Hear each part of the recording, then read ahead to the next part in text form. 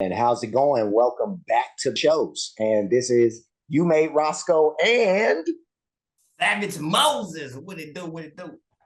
There we go. There we go. We got another joint show going on. Both of our shows, You Made Roscoe, Savage Moses. We are back, and we'll be checking out this video, the best Larry Bird revenge story ever told. I know that we're both anxious to check this out with you guys. Yeah, that boy Chuck looking like a twisted and tangled Auntie Anne's pretzel right now, boy. Yeah, Chuck hemmed up right now, man. Spook, bro. You know what I'm saying? Look like he just saying the Portuguese or something. Damn. You know, who is that? Laimbeer got him hemmed up, so we got to find out what that's about. You know, but before we get into it, make sure that you like and well, first of all, I mean, subscribe and hit the notification bell to both pages. No, you can like first to it. Oh man, we'll take it. Yeah, you know, but also make sure. Well, there's no page to send you to, you know, because this is an NBA video. Well, there is a page to send you to, but they don't need y'all. Yeah, they don't need it. They got it. Yeah, you know, NBA is $1 billion conglomerate. You know, you can go over and give them a like because we do want to support any other places that we get the content from. But you know, they got this. You know what I mean? But we're gonna go ahead and start this thing up. Check this out, and let's see what happens. Let's get it. Charles Barkley had a handwritten letter delivered to Bill Laimbeer before playing a game against him, and it said, "Dear Bill, f*** you. Sincerely, Charles Barkley." And as one might expect, they got into a fist fight that game. And now Barkley gets into it, and he and Laimbeer, and now there are some punches thrown. And Robert Parrish, who got into a fight with Laimbeer 3 years in a row, was questioned by Bill Laimbeer. We just gotta take time to appreciate how fucking savage everybody was back in the day. I don't know why the world's so sensitive, but the niggas went from commentating the basketball game to full-on boxing commentators with no problem, bro. No problem. Did you see the transition? It was like, oh, snap. It was sweet, bro. It was nice and fluid. Respect to them. That should have never happened in today's time. That just I automatically noticed that. Yeah, no. You're gonna get a 2-year-long suspension for this type of activity right now. We won't see you until 2028, probably, if you even blow on a nigga. You know what I mean? But yeah, no, it was real. It was real back then. You know what I mean? I was blessed to have like seen some of these joints. You know what I mean? Like, for real, live. I bet, like yeah. That, you know what I mean? So, whew, boy, let's keep it going. He said, "I was always taught, if you can't say something nice about someone, then don't say anything at all. So I'm saying nothing at all." But nobody hated Bill Laimbeer more than Larry Bird. You never really ever liked Laimbeer in any social situation? No. Yeah. And it's because he was a dirty player. The 80s, when I played, there was a lot of cheap shots. If you go back and watch the Pistons playing against Chicago, I mean, Michael and Scotty were getting pounded. And a lot of it happened after the whistle. Like you're going in and you get fouled, and the guy goes ahead and tries to, that's a free foul. Ricky Mahorn, he'd hit you and all that, but he'd hit you, you know you're gonna get hit. But he didn't try to maim you. Oh, shit, my man said, fuck that layup, hold on. Yeah, no, Bill Laimbeer. Shit. We got, I definitely got to see that one again. I ain't never see that highlight. My nigga said, fuck that layup, bro. Turn fully around and squared up with the nigga. Yo. Oh, it's real. There's a lot of cheap shots. If you go back, that's why we hate the Pistons. I get it now. Michael and Scotty were getting pounded. And a lot of it happened after the whistle. Like you're going in and you get fouled, and the guy goes ahead and tries to, that's a free foul. Ricky Mahorn, he'd hit you and all that, but he'd hit you, you know you're gonna get hit. Yeah. But he didn't try to maim you. Right. Bill tried to hurt you. Got it back. Laimbeer wasn't playing with you, bro. He was not playing like the dude. And I'm telling you, I was seeing these games. Like when they were all 7 of his fouls. You give it the extra rookie? Yeah, you get an extra one, bro. They already know somewhere else. That's crazy. So they reset it at 5. Laimbeer walked with it, then committed a foul, knocked Bird to the floor. Celtics are very... Damn, did he throw the ball at him too? Yeah, caught Bird in the jaw. Yeah. And Larry's a little upset. And, you know, he was one of them guys, you shoot a jumper, he tried to slide his foot underneath your ankle so you twist your ankle. And that's why Parrish Did he always really used to do that? If you watch any of our old games, Parrish was always twisting his ankle against the Pistons. So one time I shot a jumper and Laimbeer did it to me and I stepped on his foot, but I stepped on a high, didn't twist my ankle. I don't know, a quarter or two later, he was shooting that jumper. I slid mine in there. That's the last time he ever did it. Really? Yeah. And when Bill Laimbeer was called the NBA's dirtiest player by Michael Jordan, Laimbeer and Jordan. Yes, indeed. There are punches thrown. he responded in a way that really showed his true colors. Michael Jordan may be a very good, outstanding basketball player, but as a individual, down-to-earth, heart person, he has, I mean, who is he? Who cares about him? All he does is play basketball. In the world, he's this big. Nah, you could tell, bro, really hurt though. Yeah. He like hate this man on the personal level. Yeah, no, dude, and you know what's crazy? Like when he talks about Michael Jordan like that, like back in that time, like people kind of thought like what you saying, like he hating on Mike and all this and that, but actually that little piece right there, he kind of ain't lying about the person that Michael Jordan is, you know, like in real, or that, like once people have come to find out that Mike ain't the nicest person out there. You know what I mean? Yeah, but, I can see that. yeah. You know, so that was kind of crazy. Like, But what the hell that got to do with basketball? And nigga playing like he fucking boxing. you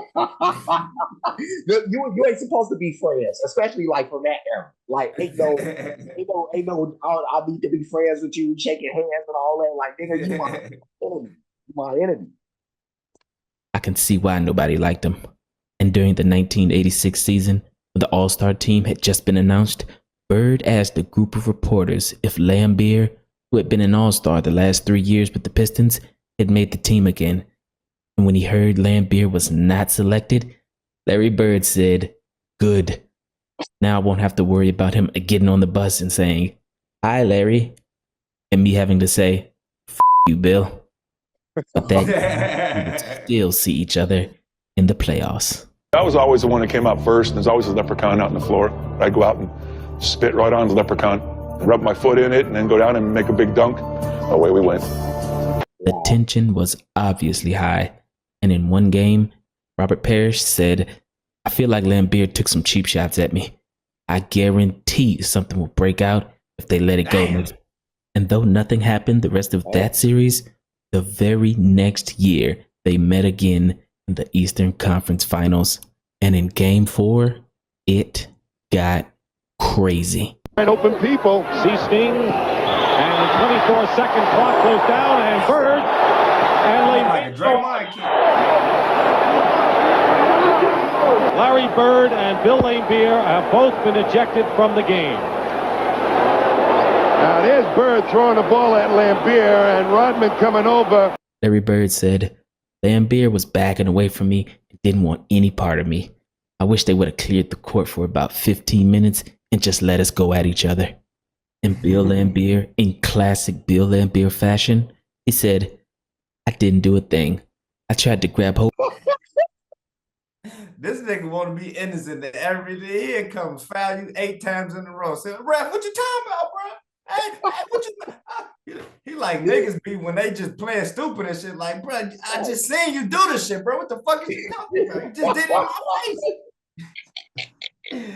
Oh my God! They gotta love Bill, huh? Yeah, no, he ain't bad, man. Like, dude, he want everybody to be Ray Charles all of a sudden. Like, man, dude, I seen you, man. Like, no, that wasn't me. Like, dude, that's how dudes be doing their girlfriends when they be cheating.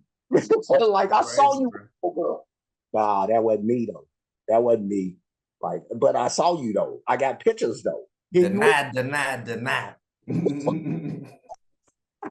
Hold of him to break his fall, and Larry came up swinging. "I was victimized," and Larry Bird responded, "Sure, he wasn't trying to hurt me, and I was trying to throw the ball at the referee. Bill's face just got in the way." When you play the same team 4, 5, 6, 7 times right in a row within the space of about 2 weeks, What'd you say? Nah, I'm laughing, man. This nigga Larry too much, bro. Yeah, no, he said, yeah, no, and I was trying to throw the ball at the referee. Your face just got in the way, bro. Right, yeah, they had some different sarcasm back then, bro. Yeah. It's got to be bad temper.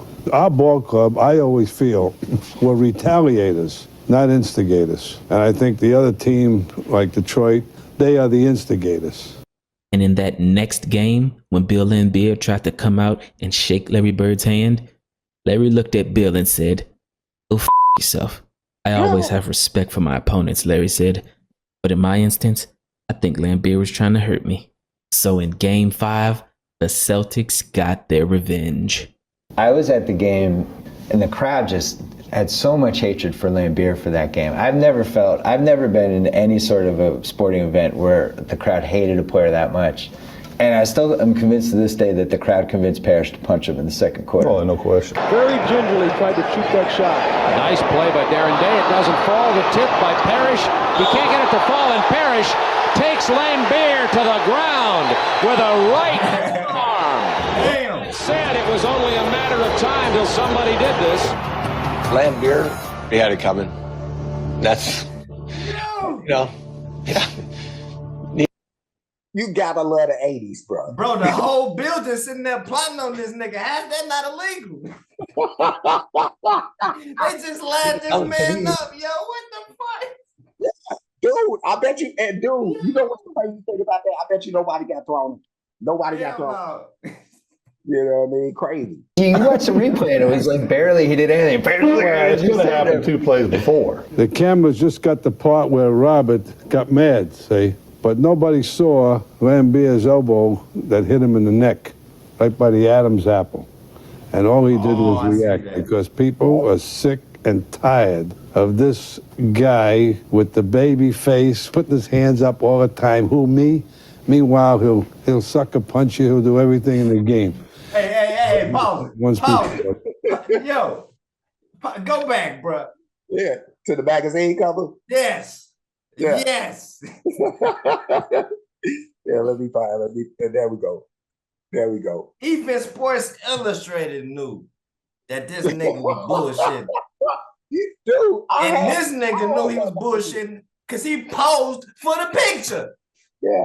Yeah. No, he knew he was with the bullshit. And what's crazy, I had that Sports Illustrated. I remember this. So they trying to run off with this whole scheme, bro. No, yeah, line his ass up. Who else did? Who else in line? We got free shots. Line up Zeke, line up Rick Mahorn, line up all them guys. They need some too. Yeah. And he was talking about like he never seen nobody ever hate Bill Laimbeer like the Celtics fans. Boy, he ain't been to Chicago. Apparently. Yeah, we had a difference. We still hate them niggas, bro. Yeah, still hate them. You gotta come to Chicago, ask we just kicked their ass in Paris this year. Yeah. So as I said once before, it couldn't happen to a nicer guy. Yeah, I was kind of looking over my shoulder, Max. I thought I was going to get sucker punched, to be honest. You know, in the heat of the battle, you know, we exchanged a few unpleasantries, then a few elbows that passed between us, and then I just lost a throwing punches. So I couldn't believe I lost my composure like that. That was the first time ever. This play epitomized 80s basketball because not only did this flurry of punches result in no ejections and no technicals, but they didn't even call a foul. They just what foul, nigga? I guess, yeah. I told you line his ass up. I just told y'all. What foul? You want to play and run off with the scheme? We got a scheme for your ass. Keep playing, bro. Yeah, we better tuck these with you. We better push tuck them these. up, get the ball, and win and dunk that motherfucker. Like ain't nothing happened. Whole I want to see stadium. this whole game now. Yeah, dude, the whole stadium got laid out. He laid on the ground. I think he lost a tooth or something probably, but no foul, no nothing. You know what I mean? Like that, the 80s, bro. Coach probably on the side. Bill, Get your ass up, Bill. They about to score. And they was still playing this shit, ain't they? Yeah, no, they do, man. Oh my God. Yeah, no, you go back and watch this game, bro. Please. I got to now. You said what this game 5? Indeed. Yeah, no, wait. Is this game 5? I think it is. I think it is game 5 because they had that other shit in game 4. Yeah. Okay. But sometimes, in the words of the great Frank Sinatra, the best revenge is massive success. Because later on that game, Larry Bird made the greatest play of his entire career. We knew we had to win that game. Both teams knew that whoever won game 5 was probably going to win the series. Casey had to play the starters almost the whole game. And so our guys were just completely worn out. There's Bird off the screen from the corner. Big basket by Larry Bird.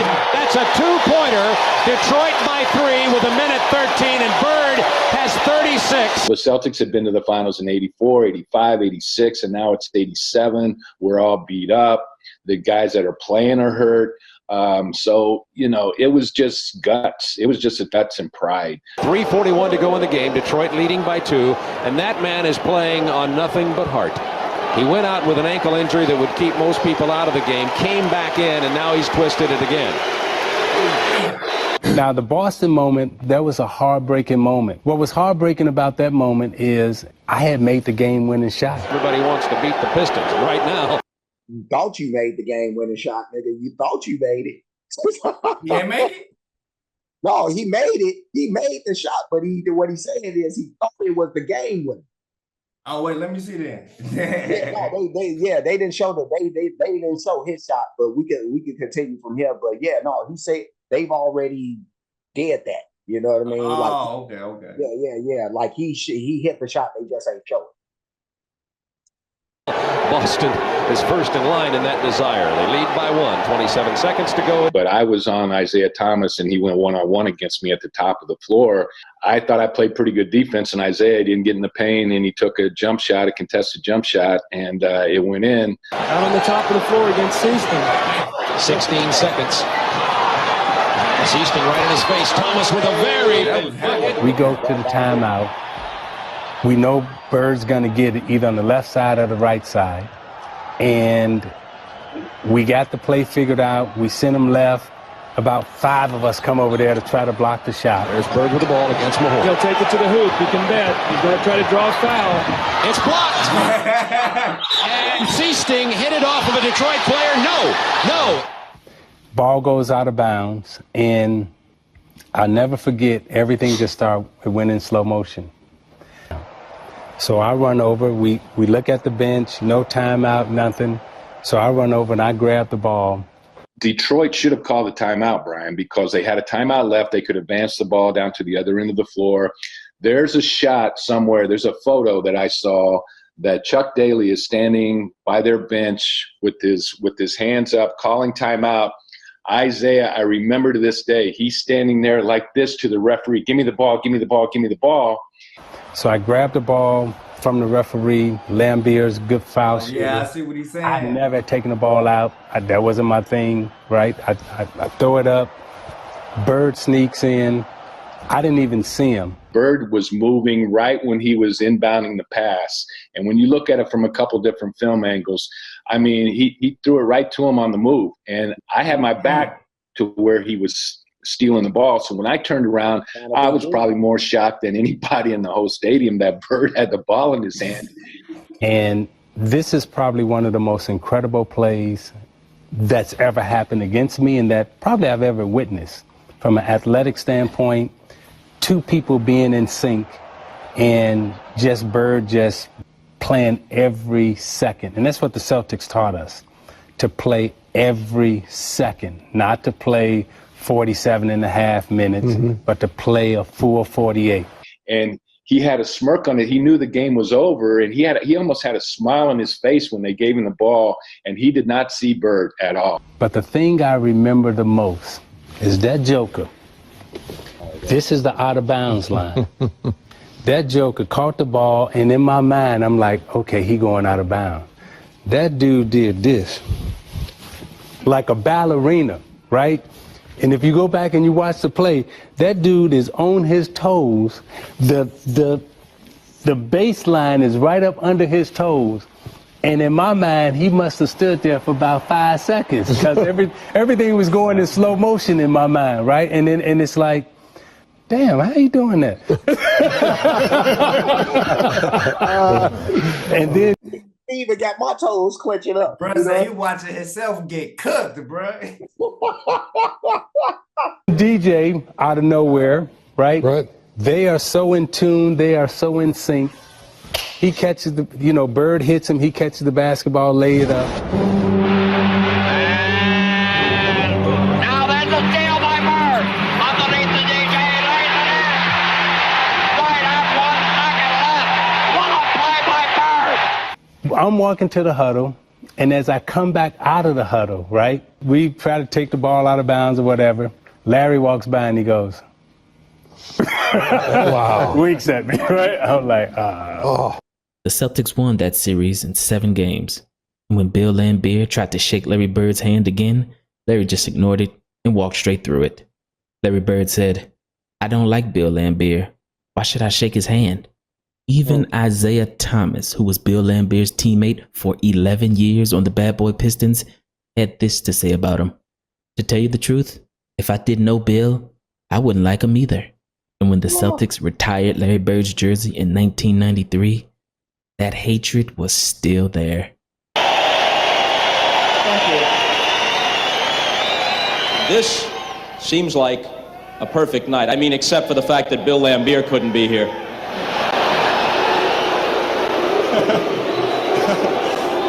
What would you tell him if he was? We would probably hang him up with my my number.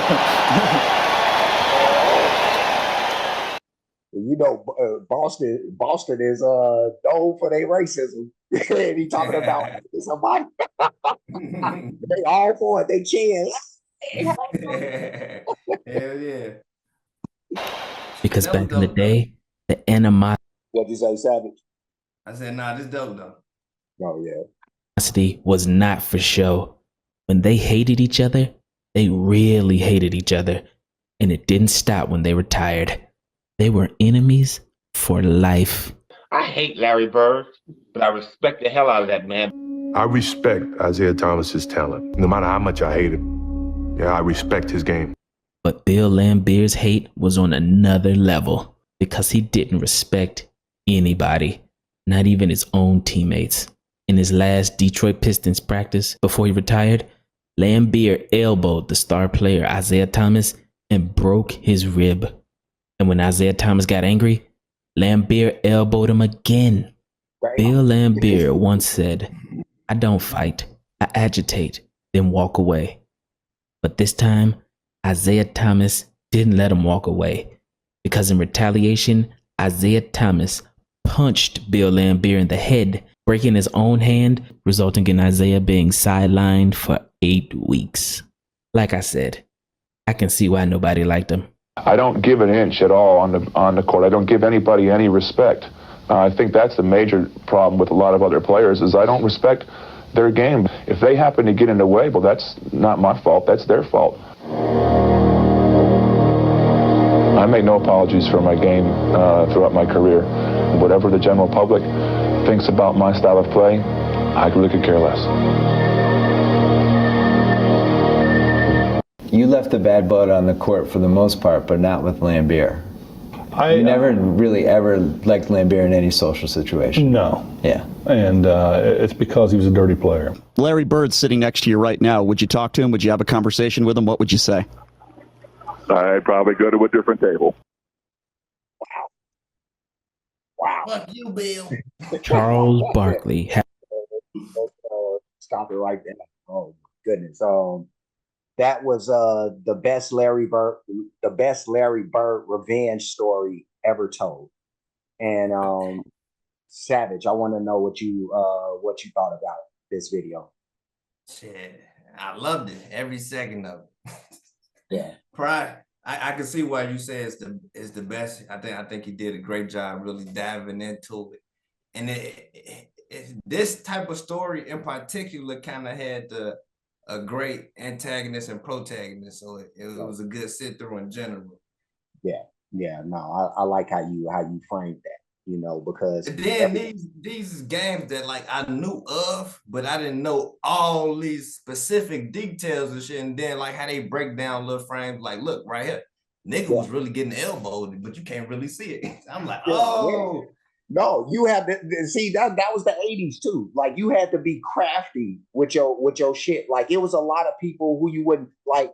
John Stockton was known as a very dirty player, but he used to do a lot of sneaky stuff. Like when you run past and he'll like grab your shorts or something. You know what I mean? Something that on the sneak though. So the ref can't see it. You know what I mean? So it was a lot of stuff like that. Even in this video, when they showed Bill Laimbeer with his elbow, like he put himself in a position to where it looked like I'm just trying to put my arms up for the rebound. You know what I mean? But if your throat right there, yeah, niggas ain't getting away with that type of shit now. They call it foul if you meant to do it or not.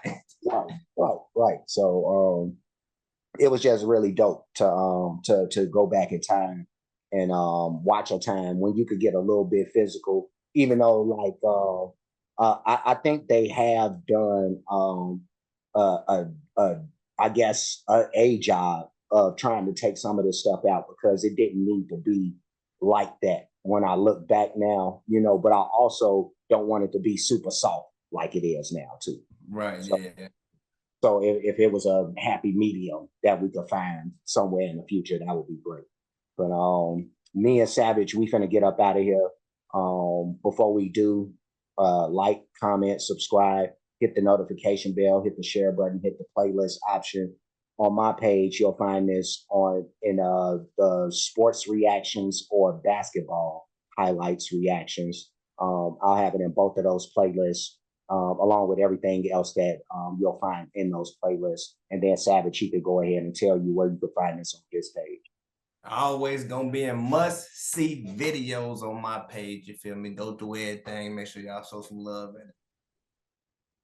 All right, cool. And also on my page, you know, I have and on Savage's page, you know, we have plenty of other playlists, a lot of stuff to dabble into. So you know, whether it be this type of stuff, music related, any avenue basically, you know, and Savage even has the gaming stuff going on over there too. So it's really next level on his page. So I suggest that everybody, you know, of course, check out my page, but check out my man Savage as well. And what he does, Cash App, $, you made ROSKOE, Cash App, $, Savagemosesgaming, PayPal at Savagemosesgaming, and PayPal at you made ROSKOE.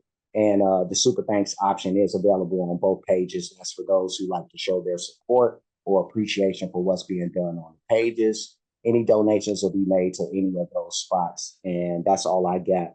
Savage, anything you want to say before we get going? See you on the next one. Peace. I spent the light 10. Yeah. I got the pipe in. Gon' spin a block, no type in. I just want the face like we Skype in. Can't cut no hoe, they be trifling. This is one night stand.